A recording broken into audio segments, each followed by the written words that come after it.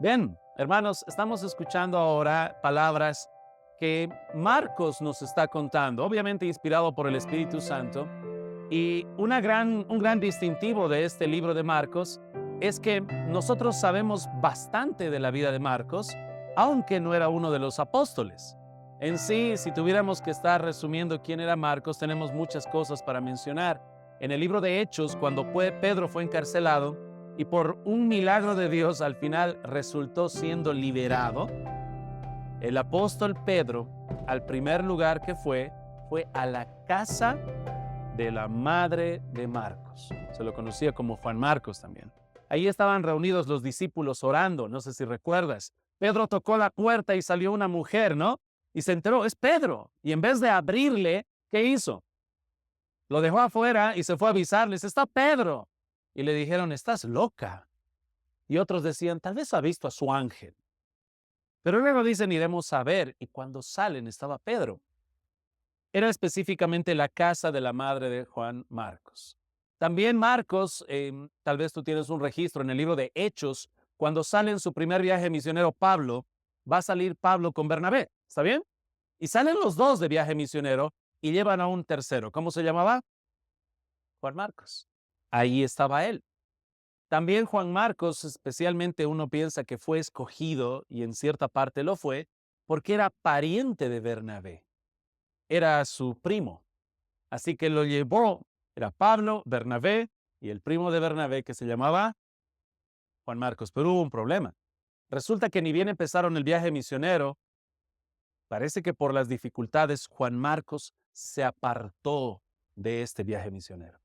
Y esto no quedó muy bien para Pablo. Pablo estaba muy molesto, eso de salir y andar cambiando de opinión. Ni bien habían empezado, ¿no? O sea, a mitad del camino misionero, Juan Marcos se regresa.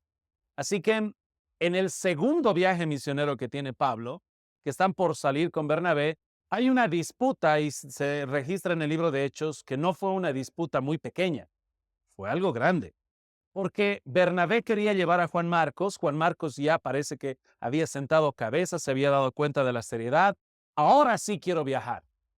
Y Bernabé quería llevarlo, pero Pablo dijo no, no va a ir. Así que hubo tal problema que Pablo se fue de viaje misionero y Bernabé se fue también por caminos diferentes. Bernabé tomó a Juan Marcos y se fue de viaje misionero, y Pablo se fue con Silas a su segundo viaje misionero. Así que uno pensaría, pastor, entonces esa era la manzana de la discordia, ¿verdad? Pero por la gracia de Dios, más adelante vemos en las epístolas de Pablo que Pablo recomienda bastante bien a Juan Marcos. Se había restaurado esa relación. Pablo lo recomienda en varias de sus epístolas y parece que una de las personas que trabajó en su vida no solamente fue Bernabé, sino Pedro, porque en una de sus epístolas Pedro le llama mi hijo. Esa es una expresión de mucho cariño.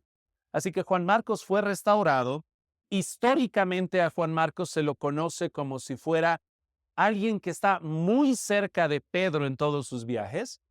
Es más, se cree que todo esto que estamos viendo ahora en Marcos es todo aquello que Pedro le había estado contando en su ministerio con Jesús. Así que aquí alguien podría decir el Evangelio según San Pedro relatado por Marcos, pero nosotros lo tenemos como el Evangelio según San Marcos.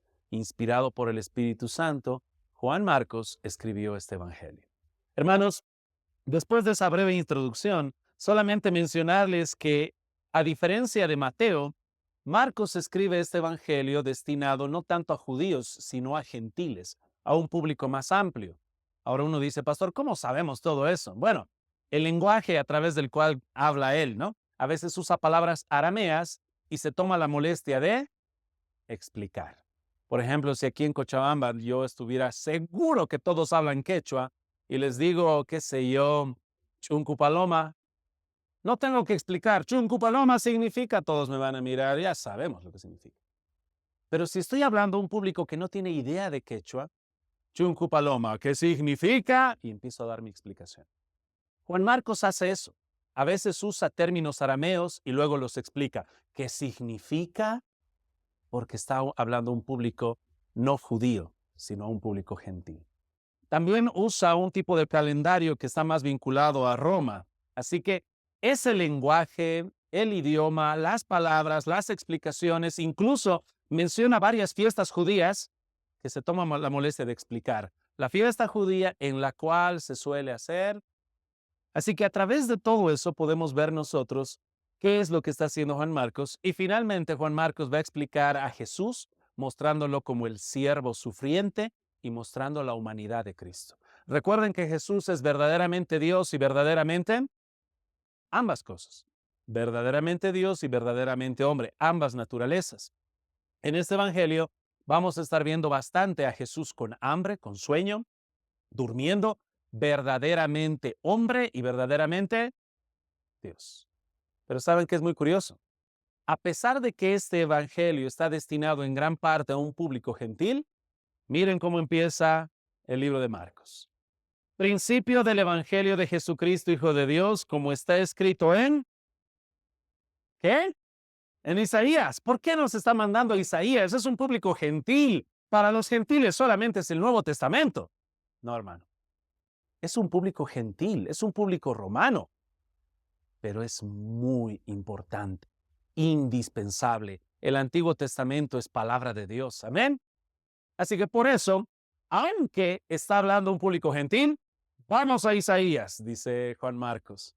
Y dice así, como está escrito en Isaías el profeta, he aquí yo envío mi mensajero delante de tu faz, el cual preparará tu camino delante de ti. Voz del que clama en el desierto, preparad el camino del Señor, enderezad sus sendas. Hermanos, tomen sus Biblias y vámonos todos juntos al libro de Isaías.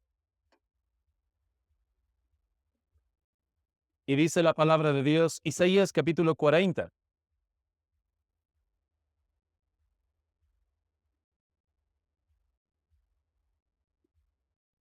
Isaías 40 es lo que está haciendo Juan Marcos. Empieza, vámonos a Isaías. Capítulo 40, verso 3 dice la palabra de Dios así. Este es el verso que está citando. Voz del que clama en el desierto, preparad el camino a Jehová, enderezad calzada en la soledad a nuestro momento, hermanos. Nosotros sabemos que aquí Juan Marcos está hablando acerca de Juan el Bautista, que ha venido a preparar el camino de ¿quién? De Cristo, de Jesús. Pero ¿qué dice aquí? He aquí yo envío mi mensajero, el cual preparará el camino delante, perdón, voz del que clama el del desierto, preparad camino a Jehová. ¿A quién? Pero, ¿no estaba hablando de Jesús? Sí, porque Jesús es Dios. Preparad el camino de Jehová, enderezad calzada en la soledad a nuestro Dios. Verso 5 de Isaías 40. Y se manifestará la gloria de Jehová. ¿Viste cómo Cristo es Jehová? Cristo es Dios, Cristo es la gloria de Jehová. Y toda carne juntamente la verá, porque la boca de Jehová ha hablado. Verso 9 también del capítulo 40 dice, súbete sobre un monte alto, anunciadora de Sión, levanta fuertemente tu voz, anunciadora de Jerusalén, levántala, no temas, di a las ciudades de Judá, ved aquí al Dios vuestro, he aquí que Jehová el Señor vendrá con poder y su brazo señoreará. He aquí que su recompensa viene con él y su paga delante de su rostro. Verso 11. Como pastor apacentará su rebaño. Hermanos, ¿recuerdan que Jesús es el buen? Jesús ha dicho esto, yo soy el buen pastor. Mi vida doy por las. ¿Y qué dice ahora el texto? Hablando de Jehová, como pastor apacentará su rebaño. En su brazo llevará los corderos y en su seno los llevará. Pastoreará suavemente a las recién paridas. Hermanos, lo que está haciendo Juan Marcos ahora es apuntar al Antiguo Testamento porque tenemos que ver esta gran unidad que hay. Juan Marcos comienza mostrando hay una continuidad entre el Antiguo y el Nuevo Testamento. Todo lo que van a ver ahora en este precioso evangelio es algo anunciado por Isaías, algo anunciado por los profetas. Hay una continuación, una continuidad y es algo muy importante que debemos recordar. Hermanos, a través de los años tú vas leyendo los evangelios, Mateo, Marcos, Lucas, Juan, y dices, pastor, quiero conocer más de Cristo. ¿No hay un quinto evangelio? No, hermanos, tenemos Mateo, Marcos, Lucas, Juan, todo el Nuevo Testamento, pero si quieres saber más de Cristo, hay todavía revelación que nos habla de Cristo. ¿Cuál es, hermano?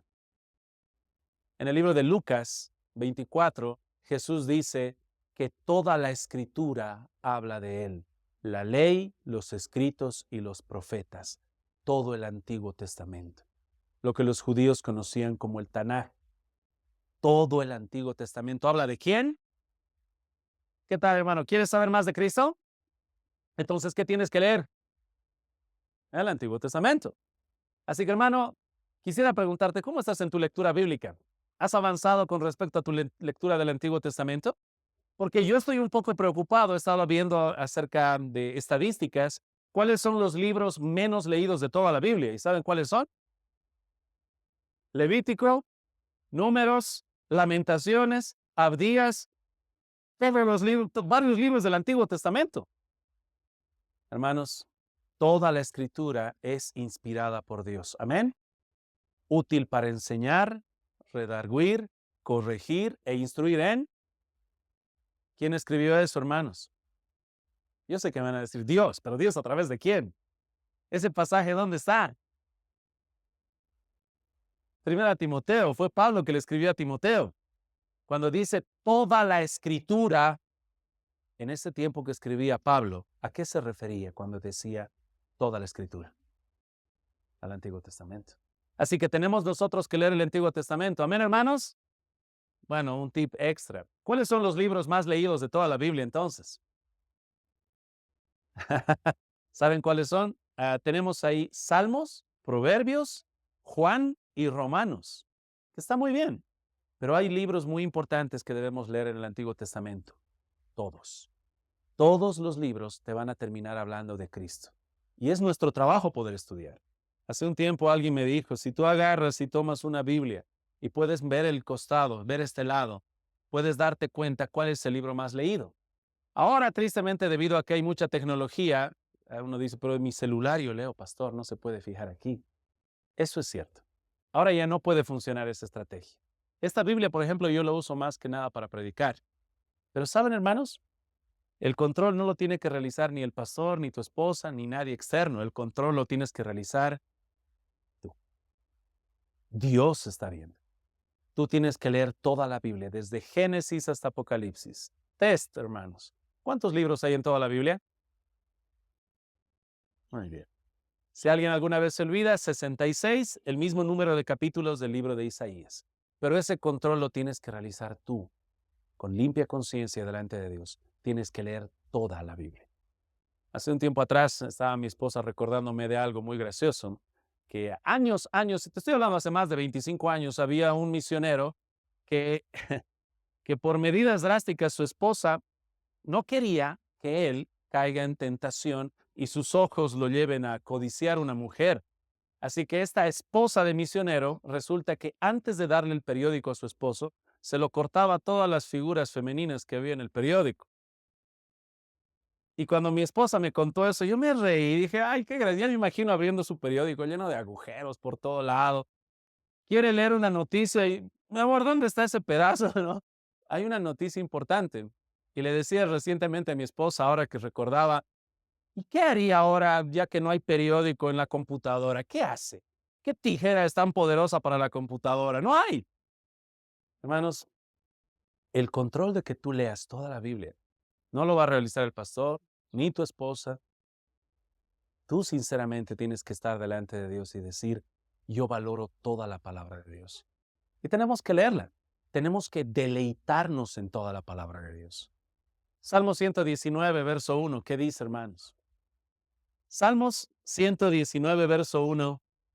Este es el salmo que tiene más versículos, el capítulo más largo, 176 versículos, todos dedicados a la palabra de Dios.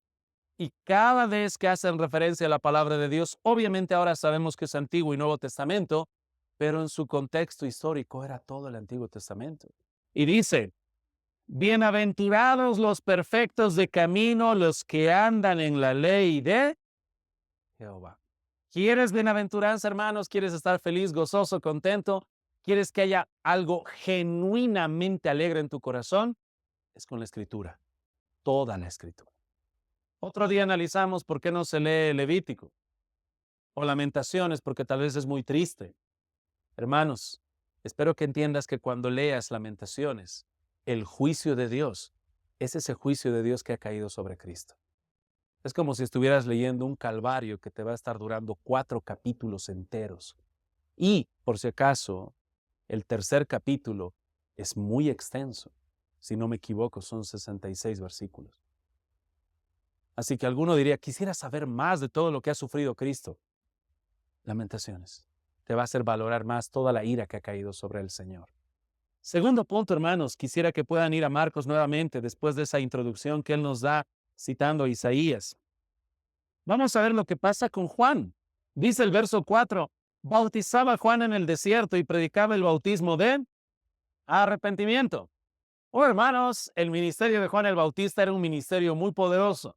Él se lo conoce como uno de los profetas que tenía más denuedo. Todos se admiraban de cómo predicaban, pero ¿saben qué? Él no hizo ningún milagro. Tampoco vas a ver que él va a estar hablando proféticamente eventos futuros, la destrucción de Jerusalén, eventos escatológicos. Él va a anunciar que ya está aquí Cristo, ya viene después de mí. Pero fuera de eso, ¿por qué era tan impactante su ministerio? Porque él predicaba respecto al arrepentimiento, llamaba al arrepentimiento a cada persona. De él es donde han salido esas palabras duras, generación de víboras. Vamos a algunos pasajes, por favor, si me pueden acompañar. Primero el que acabamos de leer, ¿verdad? El que acabamos de leer vinculado a lo que es la predicación de Juan el Bautista. Mateo capítulo 3, otro pasaje. Mateo capítulo 3, versos 5 y 6. Les voy a esperar para que puedan acompañarme. Mateo capítulo 3, versos 5 y 6. ¿Cuál era el tipo de predicación de Juan? ¿Por qué se lo conocía como el más grande de todos los profetas? Pues dice así la palabra de Dios. Mateo capítulo 3, versos 5 y 6. Y salía a él Jerusalén y toda Judea y toda la provincia de alrededor del Jordán, y eran bautizados por él en el Jordán, confesando sus... Seguía predicando del arrepentimiento. Para los judíos era algo extraño que un judío se bautice. Ellos bautizaban gentiles en su proceso de judaizarlo, ¿ok? Porque tenían que limpiarse de la inmundicia de ser gentiles. Pero un judío, ¿por qué tiene que bautizarse y lavarse? Y ahí estaba Juan el Bautista diciendo todos, porque deben arrepentirse. Otro pasaje que vemos también vinculado a este ministerio de Juan el Bautista, Lucas capítulo número 3, versos 7 y 8. Lucas capítulo 3, verso 7 y verso 8. Y decía a las multitudes que salían para ser bautizados por él, ¡oh generación de víboras! ¿Quién nos enseñó a huir de la ira venidera, hermanos? Esa palabra víboras, porque la leemos en un contexto bíblico, a veces nosotros tenemos el corazón encallecido y no le damos el peso. ¿Te imaginas que tu esposo llegue un día y te diga víbora? Yo creo que un perol estaría volando por ahí, tal vez. O la plancha. ¿Quién te ha dicho víbora? Juan el Bautista les está llamando, son una camada de víboras. Así que ya puedes imaginarte a todos estos líderes crujiendo los dientes. ¿Quién se cree él para llamarnos víboras?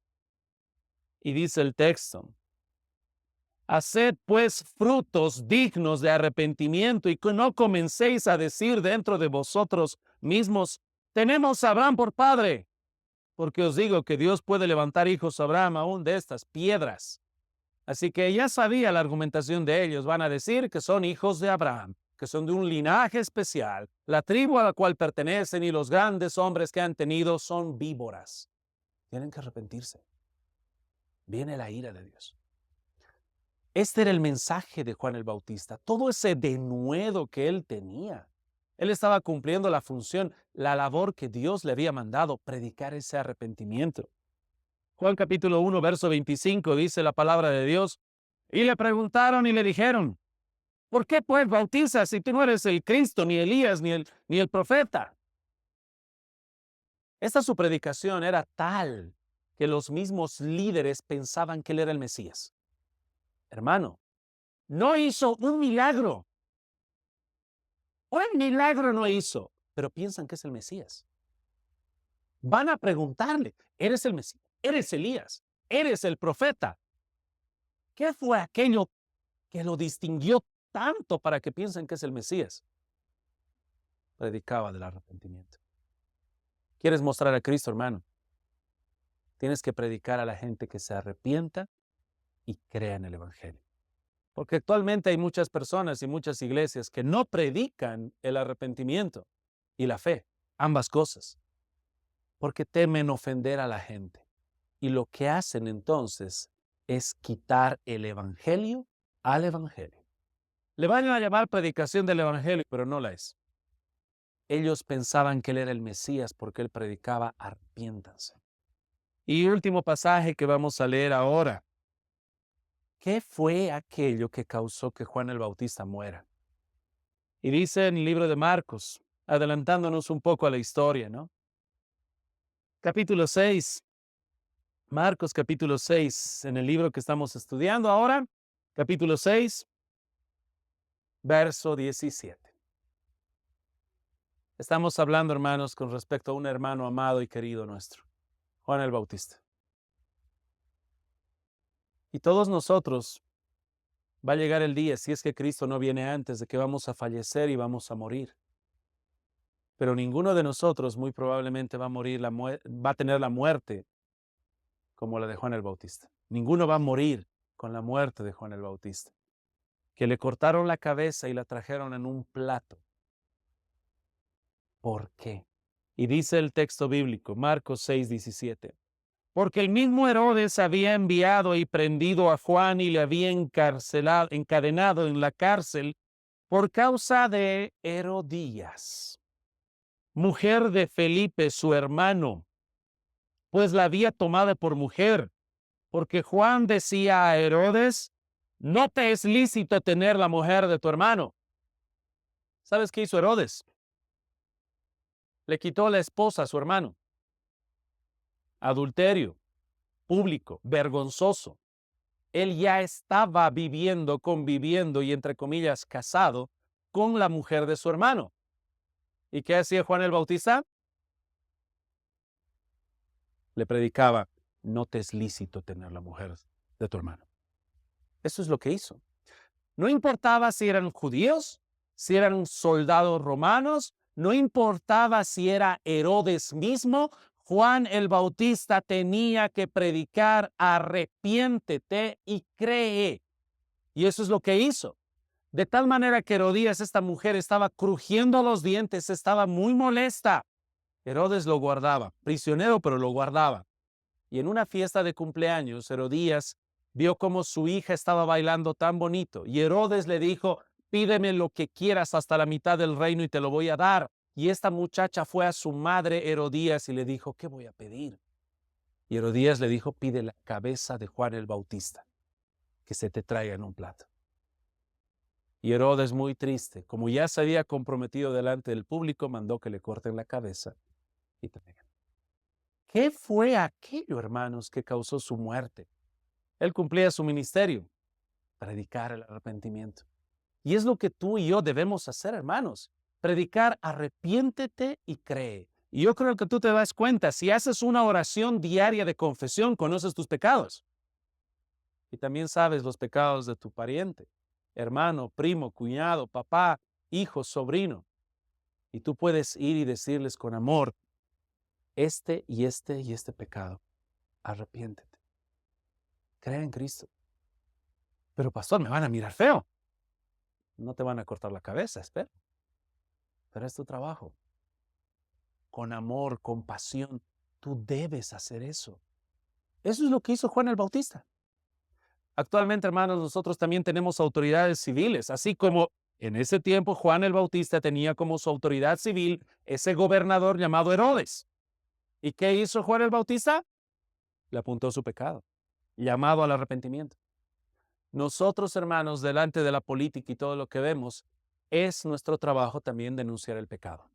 De izquierda, de derecha, de los que están en medio, de los que se llamen lo que se llamen, tenemos que denunciar el pecado y llamar al arrepentimiento. Pero quiero marcar algo muy importante.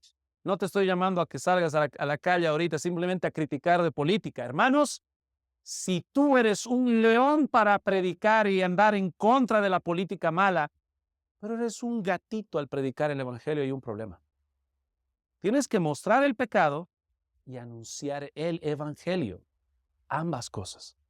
Si tú solamente estás denunciando el mal que hace tal político, pero no estás hablando acerca de salvación, perdón de pecados, cree en el Señor Jesucristo, estás haciendo un trabajo a medias. No estás haciendo un trabajo como Juan el Bautista, ni como el de Pablo, ni como el de Pedro. Hermanos, nuestro trabajo también es predicar el evangelio de Cristo, que es predicar fe y arrepentimiento. Marcos capítulo 1 va a ser Cristo mismo lo mismo. Dice la palabra de Dios así. Si pueden ir rápidamente, estamos allí en el libro de Marcos 1, verso 14, saltándome un poquito. Después que Juan fue encarcelado, Jesús vino a Galilea predicando el evangelio del reino de Dios. ¿Qué estaba predicando, hermanos? El evangelio. ¿Y qué dice? Diciendo, he aquí, hermanos, las palabras registradas de cómo predicaba Cristo el evangelio. Y dice, el tiempo se ha cumplido, el reino de Dios se ha acercado. Arrepentíos y creed en el evangelio. Ese es el mensaje que predicamos, hermanos. Ahora, toquemos brevemente la parte doctrinal. ¿Cuál viene primero, la fe o el arrepentimiento? Bueno, pastor, aquí en el texto dice arrepentíos y creed. Teológicamente a veces uno se pone a pensar, pero ambos vienen en el mismo momento. No hay un orden cronológico. Les podrían debatir en el orden lógico, pero en el orden cronológico es al mismo tiempo. La analogía que me gusta usar es cuando hay un matrimonio. Dios mediante, de aquí a un futuro tenemos algunos matrimonios. Déjeme ver. Octubre, en noviembre en Santa Cruz se está casando nuestro hermano Brian también. ¿Y saben qué? Ahí él va a pararse delante del pastor, pero más que nada delante de las personas, y va a mirar a la novia, ¿y qué le va a decir? Va a ser una unión de pacto. Le va a decir, yo delante de Dios prometo amarte, respetarte, cuidarte en las buenas y en las malas hasta que la muerte nos... Está haciendo un pacto, escucha bien, de exclusividad, solo a ti. No habrá más damas, no habrá mejores amigas, no habrá mi compañera, mi cuate y uña y mugre, solo tú y yo. Tendré otras amigas, hermanas, amigas de la iglesia, pero hay una relación de exclusividad en la parte física, emocional y espiritual, unidos. En el momento que le dice sí exclusivamente a ella, automáticamente dice no al resto. Ese es en ese mismo instante. En el momento que tú le dices sí a Cristo exclusivamente, estás diciendo no al mundo. Arrepentimiento y fe al mismo tiempo. Así que, hermanos, eso es lo que estamos viendo en esta gran predicación que tiene Juan el Bautista. Habla con bastante denuedo, hermanos, pero todo esto es porque es el ministerio que Dios le ha mandado. Ahora, hermanos, algo que es muy importante recapitular. Recuerden que Juan el Bautista se lo registra como el profeta más grande que ha habido, pero no me crean a mí. Si podemos ir, hermanos, me gustaría que podamos estar yendo a Lucas capítulo 7.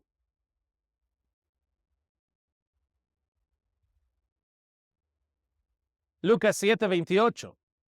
Es importantísimo que entendamos que Juan el Bautista era el más grande de todos los profetas que se habían levantado. Dice así la palabra de Dios. Lucas 7:28. Palabras de Jesús. Os digo que entre los nacidos de mujeres no hay mayor profeta que Juan el Bautista. Pero el más pequeño en el reino de Dios es mayor que él. Hermanos, tenemos un registro grande de muchos de los profetas. Y aquí se está diciendo que el mayor profeta de todos, ¿quién era? pero no ha hecho ningún milagro. ¿Por qué es el mayor profeta? ¿Quién es el mayor profeta? Juan el Bautista. Pero no ha anunciado ningún evento escatológico como Daniel. No vemos ahí ninguna 70 semanas de Juan el Bautista. ¿Quién te ha hecho creer a ti que el principal ministerio de un profeta es anunciar el futuro? ¿No ves? ¿Quién te ha hecho creer que el principal ministerio de un profeta es andar haciendo campañas de milagros? No lo es. Juan el Bautista era el mayor de todos los profetas, sin ningún milagro, sin ninguna profecía como la de Daniel. ¿Por qué?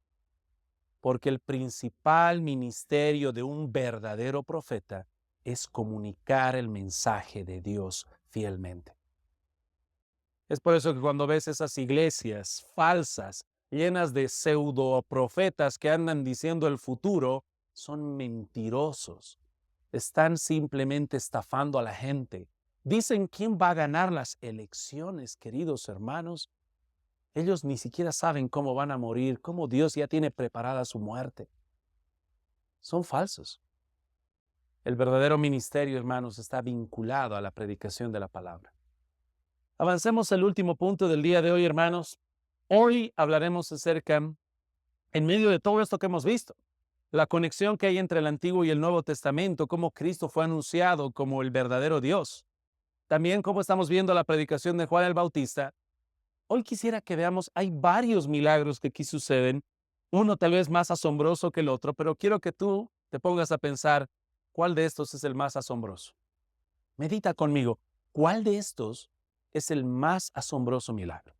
Así que un pequeño resumen. Primero, vemos el bautismo de Jesús. ¿Está bien? En el verso 9 hasta el verso número 11 vemos que Jesús se bautiza. Algo que hace Marcos a diferencia de Mateo, Lucas y de Juan.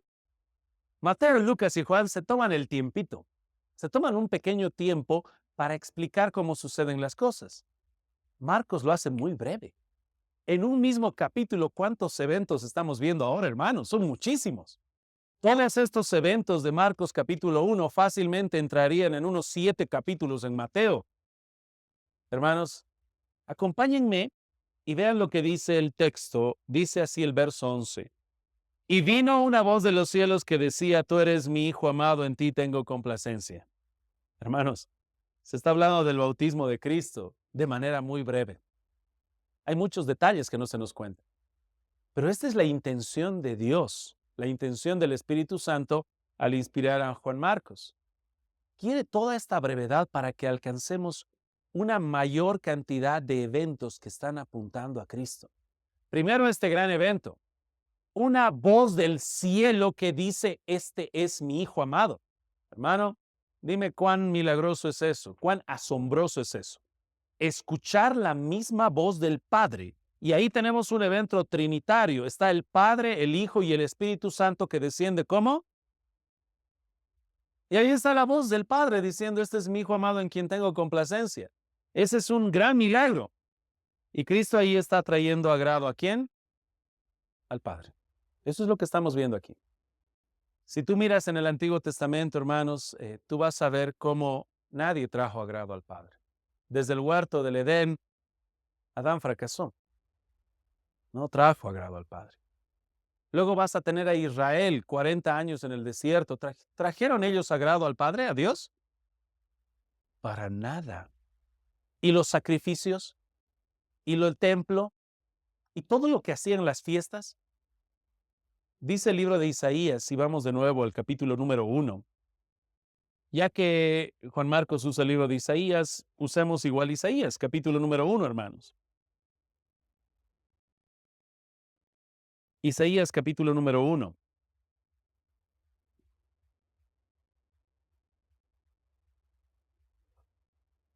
Verso 14 y verso 13 y 14. Dice así, Dios hablándole al pueblo de Israel, no me traigáis más vana ofrenda, el incienso me es abominación. Luna nueva y día de reposo, el convocar asambleas, no lo puedo sufrir. Son iniquidad vuestras fiestas solemnes, vuestras lunas nuevas, vuestras fiestas solemnes, las tiene aborrecidas mi alma. Me son gravosas, cansado estoy de soportarlas. Hermano, todo lo contrario a traer agrado al Padre, lo acabas de ver. Este pueblo ofrecía sacrificios, ofrecía fiestas de manera hipócrita, estaban con pecado. Cristo Jesús ofrece el verdadero sacrificio, que es Él mismo. Así que aquí estamos viendo una gran señal, un gran milagro, estamos viendo un gran evento donde está la voz del Padre hablando que Él trae complacencia. Luego vemos un poco más adelante ahí en Marcos, cuando ya Jesús está siendo tentado. Dice el verso 12, luego el Espíritu le impulsó al desierto, ¿no? Ahí Cristo fue tentado 40 días y 40 noches. Tuvo esa victoria sobre Satanás, pasó hambre y fue tentado. Tenemos en otros evangelios un poco más desglosado. Pero ahora pasamos de la voz del Padre a un encuentro con Satanás. ¿Qué te parece esa victoria contra Satanás? Este también es un evento grande, hermanos. Cristo, Satanás, delante. Y Cristo tiene victoria. No como Adán, no como Israel. Cristo trae victoria. Ese es un evento grande, ¿verdad? Ok. Sigamos el siguiente evento. ¿Qué tenemos aquí?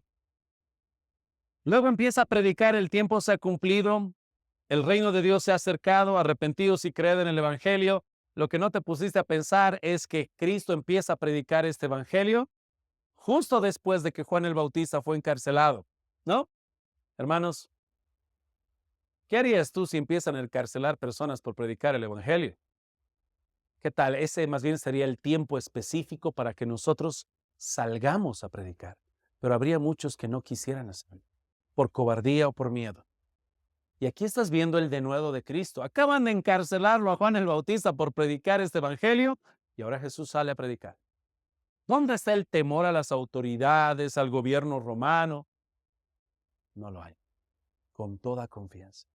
Otro evento muy especial. Siguiente evento especial, verso 16 en adelante, Jesús va a llamar a 4 pescadores. Ya hemos leído este pasaje al inicio de la predicación. ¿Cuáles son esos 4 pescadores? Primero le llama ¿a quién? A Pedro y a su hermano Andrés. Dice que eran pescadores, les va a ser pescadores de hombres. Luego tenemos a otros 2 pescadores, Juan y Jacobo. Ambos eran hijos de Zebedeo. ¿Cuál es la diferencia entre estas 2 familias? En sí hay una muy peculiar, que cuando le llama a Pedro y a Andrés, dice que ni bien dejan entonces las redes y se ponen a seguir a Cristo, ¿verdad? Pero ¿qué pasó con Juan y Jacobo? Dice que dejaron a su padre en la barca y a los jornaleros. Al parecer, entre estos 2 grupos de pescadores, los que tenían más recursos económicos eran Juan y Jacobo, porque tenían su barca, era el negocio familiar de su padre, y tenían jornaleros, tenían dinero como para pagar y contratar personas para que les ayuden. Pero ambos grupos dejaron todo para seguir a Cristo. Yo me sorprendería, ¿estás listo, hermano, tú para que el Señor te llame al ministerio? Si hay algunas personas que son llamadas para la obra, Dios puede llamar a quien Él quiera. Pero pastor, yo ya he estudiado 10 años mi carrera. ¿Acaso Dios no puede llamar? ¿Hay alguna carrera que ya te exima de ser llamado por Dios? Yo he conocido en la vida doctores con especialidad. Dios me llamó, pues me llamó. Tengo que dejar todo. Todo. Sea que tengas una barquita, sea la barca prestada, sea que sea el negocio familiar, prestado, no, propio del Padre con jornaleros. Si Dios te llama, pues tienes que obedecer. Esto es muy asombroso. Dejan todo por seguir a Cristo. Y no es porque ellos eran especiales. Era el llamado de Dios. Esto también es muy asombroso. Avancemos, ahora entramos a un terreno muy curioso. Dice la palabra de Dios, cuando ya vemos un poco más adelante, si vamos y me acompaña en verso 12. Oh, perdón, estoy saltándome totalmente, hermanos, discúlpenme. Después del verso 20, hermanos, en el verso 21, entrando en Capernaum y los días de reposo, entraron en la sinagoga y enseñaba y se admiraban de su doctrina, porque les enseñaba como quien tiene autoridad, no como los escribas. Ahora Cristo está predicando con toda autoridad en las sinagogas. Es un ministerio muy precioso, la predicación de la palabra. Todos se están asombrando, ¿no? Y ahora va a suceder algo muy curioso. Pero había en la sinagoga de ellos un hombre con espíritu inmundo que dio voces diciendo, ah, ¿qué tienes con nosotros, Jesús Nazareno? ¿Has venido para destruirnos? Sé quién eres, el Santo de Dios. Hermanos, ¿te diste cuenta qué había en esta sinagoga? Dentro de la sinagoga había un hombre endemoniado. Te repito, dentro de la sinagoga había un hombre endemoniado. Ahora estamos en una iglesia local. ¿Hay aquí algún hombre endemoniado, hermanos? ¿Te asombraría ver a alguien aquí endemoniado? En esta sinagoga había uno. Y Cristo con toda autoridad le va a decir, sal de él. Y muchos se van a asombrar y decir, hay algo extraño con él. ¿Por qué les manda con autoridad? No les está pidiendo, por favor, sal de él. No, sal. Como cuando tú lo miras a tu perro y le dices, fuera. Esa autoridad, ¿de dónde viene? ¿Quién es él? Esto también es algo muy asombroso. Ya estamos sumando muchas cosas asombrosas, hermano. Verso 29. Al salir de la sinagoga vinieron a casa de Simón y Andrés. ¿Recuerdas? ¿Con quiénes? Con Jacobo y Juan. Y la suegra de Simón estaba acostada con fiebre y enseguida le hablaron de ella. Hermanos, ahora tienes otro milagro que es la sanidad de la suegra de Pedro. Y sí, hermanos, Pedro estaba casado, por eso tenía suegra. Así que su suegra estaba con fiebre. Y uno dice, pero pastor, ese no es uno de los más grandes milagros, solo tenía fiebre. Estamos, creo que, no analizando las cosas históricamente. Hace un tiempo atrás estábamos con mi esposa viendo registros del año 1500, 1700, y había un registro de las iglesias y de los pueblos, de cómo moría la gente. ¿Y sabes qué me llamó la atención? Tal, murió por diente. Yo, ¿cómo murió por diente? ¿Qué es eso de morir por diente? ¿Alguien me puede explicar? ¿Saben qué es? Pasa que en esos tiempos, hermano, no tenían toda la medicina que tenemos ahora, medicamentos. Alguien tenía una infección en su diente y se moría. Así que muerte, por diente. Punto. Y recuerden que en el diente tenemos obviamente muchos, no solamente nervios, venas, una infección pasa a tus venas y una sepsis, infección en la sangre, mueres. Así de sencillo. Ahora tienes una mujer con fiebre. ¿Qué tendrá? ¿Qué tipo de infección tendrá? En tiempos antiguos, hermanos, adoraban al dios de las moscas. Alguna vez te dije, pero pastor, qué ridículo, dios de las moscas. Pasa de que cuando alguien estaba enfermo y empezaban a ver moscas, va a morir. Si vienen moscas, va a morir. Así que oraban al dios de las. Esta mujer con fiebre no es algo ligero. Así que Cristo va, la toma y se pone de pie, la sana y se pone a servir. Esto es algo también muy asombroso, hermanos, un milagro de sanidad. Pero, por si parecería poco, luego muchos van a ser sanados. Verso 32. Cuando llegó la noche, luego que el sol se puso, le trajeron todos los que tenían enfermedades y a los endemoniados. Y toda la ciudad se agolpó a la puerta. Y sanó a muchos que estaban enfermos de diversas enfermedades, echó fuera muchos demonios y no dejaba hablar a los demonios porque le conocían. Ahora multiplica eso por 100. Todos los enfermos, los endemoniados. Ahora estás viendo vez tras vez, cómo Jesús está sanando y liberando personas. ¿Ya quedaste suficientemente impresionado, hermano, de toda la autoridad y poder que tiene Cristo? Pues todavía falta. ¿Qué es lo que vemos, hermanos, más adelante? Verso 40, vino a él un leproso rogándole e hincada la rodilla le dijo, si quieres puedes limpiarme.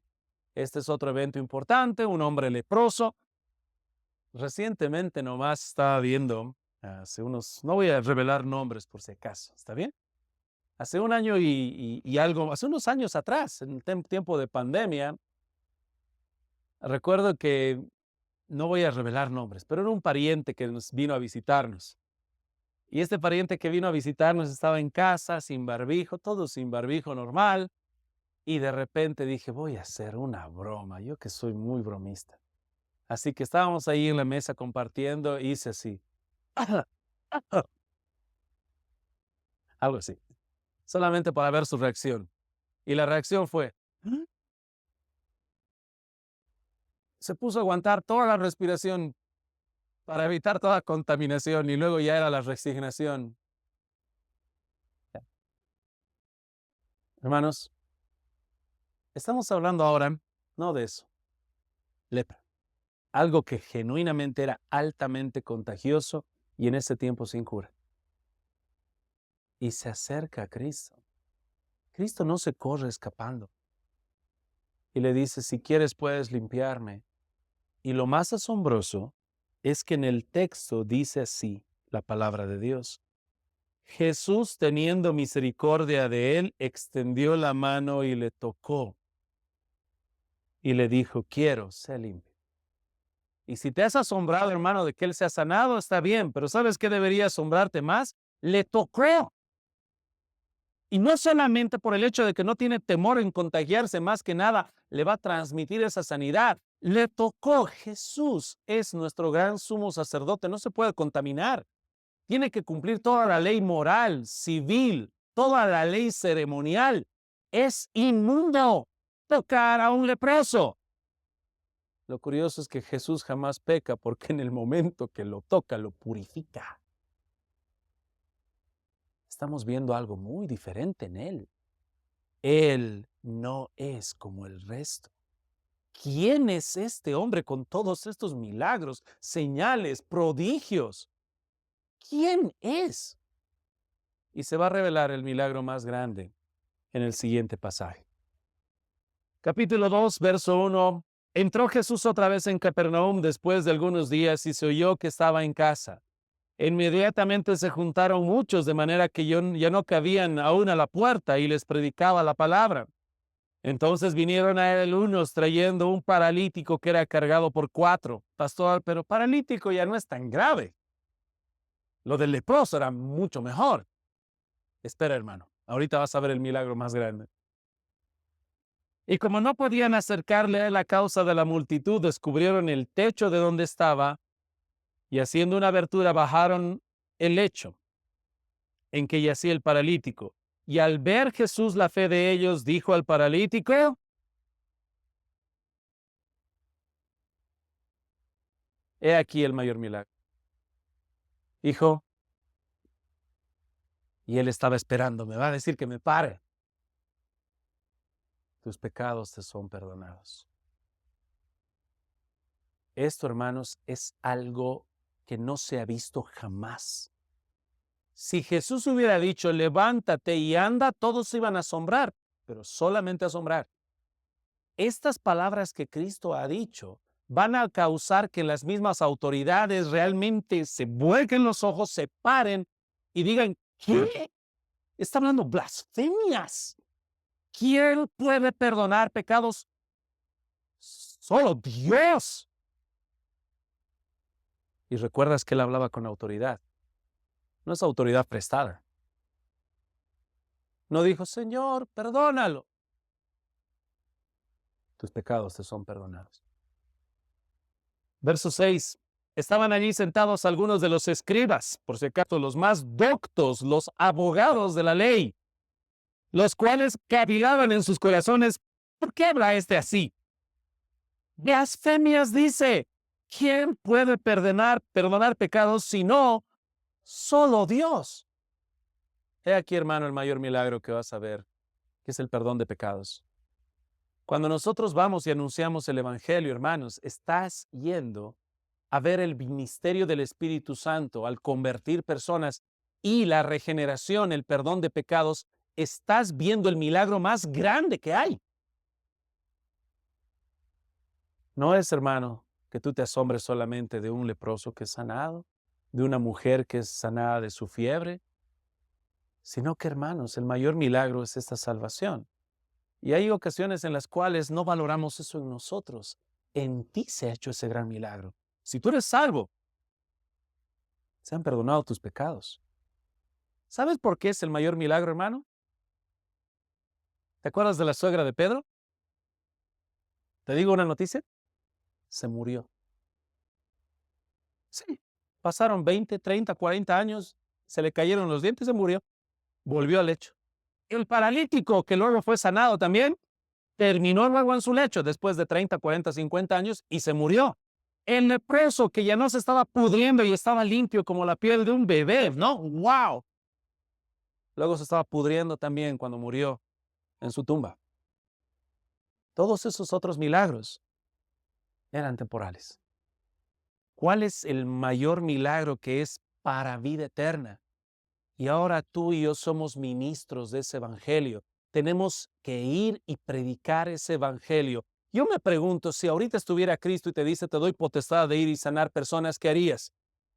Tal vez por orgullo y por vanidad. Vamos al hospital, ¿no? Oh, aquí haré milagros, hermano. Tienes algo mayor. El evangelio de Cristo. Salvar almas. ¿Estás siendo obediente a ese llamado? Estamos predicando con todo de nuevo. Arrepiéntete, cree. Ministro de este gran y mayor, el más grande milagro que hay. Tenemos que predicar. Nuestra familia, nuestros hijos, esposa, parientes, amigos, todas las personas que Dios ha puesto delante de ti. Y somos ministros de este gran milagro que debemos realizar. Y yo sé que tal vez algunos no lo han hecho. ¿Saben a quién me recuerdan o nos recordamos todos? A Juan Marcos. Él también fue a predicar ese evangelio a las naciones, ¿no? ¿Dónde está Pablo? Vamos, Pablo, con mi primo Bernabé. Vamos. Y a medio camino deja de hacerlo. Y queda como descalificado, no lo hice. Fui alguien que se amotinó y dejó el camino de predicar. Pero ¿qué pasó con Juan Marcos? ¿Recuerdas? Fue restaurado. Tanto que luego Pablo lo recomienda. Me es útil. Y hermanos, hoy estamos para mencionar eso, para que Dios pueda estar usándote a ti, para predicar ese evangelio de salvación. Y si en algún momento, por alguna circunstancia, has dejado de hacerlo, he aquí a Juan Marcos hablándote una vez más. Mira lo que Dios hizo en mí. Me restauró, me puso y me dijo, ahora escribirás el evangelio según San Marcos. Porque Dios se deleita en usar a esas personas que se arrepienten. Queridos hermanos, que Dios cumpla esa obra a través de nosotros. Él ha escogido hacerlo a través de estos vasos frágiles, para que así como Marcos te mira y te dice, tú puedes hacerlo en Dios, mira lo que hizo en mí, mira cómo fallé, tú también puedas hacerlo. Porque no es por tu poder, es por el poder de quién. Es el poder de Dios. Oremos, hermanos, que el Señor bendiga su palabra. Señor bendito, te damos las gracias porque estamos viendo tu poder